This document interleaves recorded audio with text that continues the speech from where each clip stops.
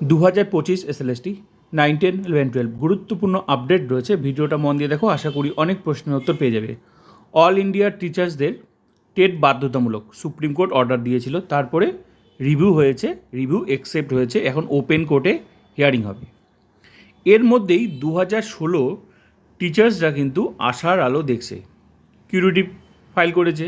তাহলে কিউরিটিভ কিন্তু ওপেন কোর্টে আসার সম্ভাবনা রয়েছে, যেহেতু এখন টেট এটাও কিন্তু অর্ডার ছিল, সুপ্রিম কোর্টের অর্ডার, তো রিভিউ ওপেন কোর্টে হিয়ারিং হবে।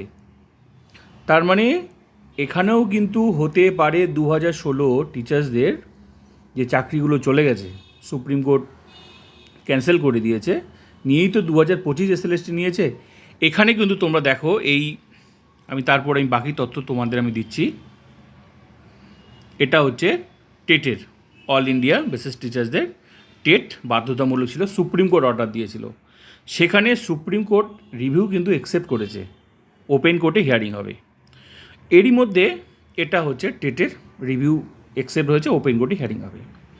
তো এই টেটের রিভিউ অ্যাকসেপ্ট হওয়ার পর 2016 টিচার্সরা কিন্তু এখন আশার আলো দেখছে যে 2016 এসএলএসটি যে টিচার্সরা যে কিউরেটিভ যে ফাইল করেছে, সেটা কিন্তু ওপেন কোর্টে আসার সম্ভাবনা রয়েছে। তাহলে 2025 এসএলএসটি কী হবে?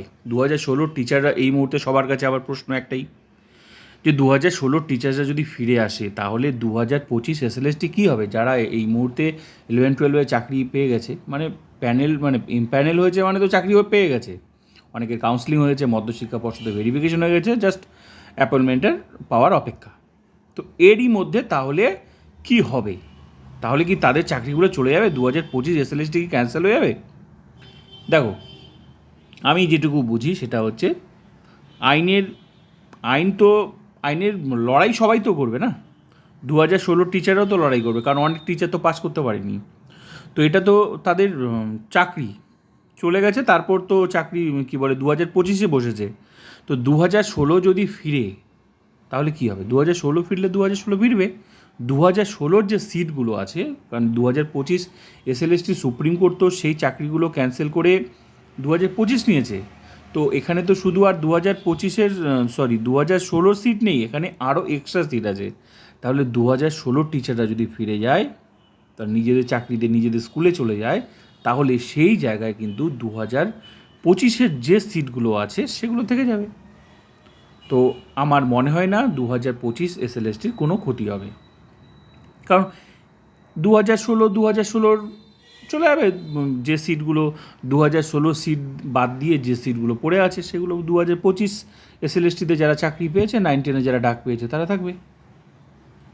তো আমার মনে হয় না চিন্তার কোনো কারণ আছে। অনেকেই এই বিষয়টা নিয়ে তোমরা প্রচুর টেনশনে আছো, কী হবে 2016। আরে 2016 লড়াই তো 2016 করবেই।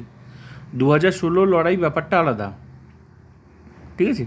তো 2016 চাকরি পেলে তাদের চাকরি তারা নিজেরা ফিরে পাবে, কিন্তু 2025 আমার মনে হয় না কোনো ক্ষতি হবে, ঠিক আছে? তো তোমাদের মতামত তোমরা জানাতে পারো, এটা আমি আমার দিক থেকে বললাম।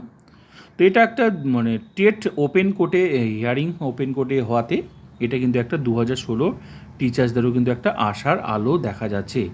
তার মানে অনেকে বলছিল না যে একবার সুপ্রিম কোর্টের অর্ডার হয়ে গেলে সেটা নাকি আর চেঞ্জ হয় না, কিন্তু সুপ্রিম কোর্টের অর্ডার কিন্তু টেট ছিল, অল ইন্ডিয়া টিচার্সদের টেট বাধ্যতামূলক ছিল। তো এবার সুপ্রিম কোর্টে কিন্তু টেট সেই অর্ডারটাকে, নিজেদেরই অর্ডারটাকে এবার রিভিউটা অ্যাকসেপ্ট করেছে, ওপেন কোর্টে। এবার শুনুন, এতদিন সাধারণত রিভিউ কী হয়, রিভিউটা হয় চেম্বার হিয়ারিং হয়, সেটা কেউ দেখতে পায় না। আর ওপেন কোর্ট কিন্তু সেখানে কিন্তু সবাই দেখতে পাবে, পার্টিসিপেট করবে, উকিল থাকবে, ওপেন কোর্ট, নতুন করে বিষয়টা শোনা হবে। তো সেটা টেট যদি হতে পারে, তো এই থেকেই কিন্তু সবাই আশারটা আলো দেখছে যে 2016 টিচার্সদেরও কিন্তু রিভিউ অ্যাকসেপ্ট হয়নি, কিন্তু রিভিউ ক্যান্সেল হয়েছে বলেই তো কিউরেটিভ কিন্তু একটা আশার আলো এই দিক থেকে, যেহেতু টেটটা অ্যাকসেপ্ট হয়েছে, এই দিক থেকে কিন্তু 2016 টিচাররাও কিন্তু আশার আলো দেখছে যে 2016 ফেরার সম্ভাবনা রয়েছে, ঠিক আছে? তো এই আপডেটটা আমি তোমাদের জানালাম।